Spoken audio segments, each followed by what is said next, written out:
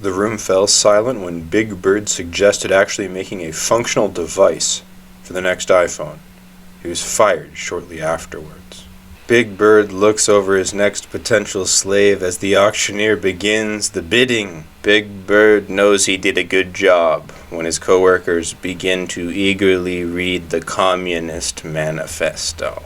Big Bird prepares for his favorite part of dinner, vegetables. Big Bird scolds the bleep for even daring to think that they were allowed to ride on a bus. Big Bird shows Elmo what happens to snitches. Elmo's face shows that he has clearly learned his lesson. Big Bird gets kidnapped by ISIS. Big Bird sets up his camera to live stream his massacre of all Sesame Street's residents.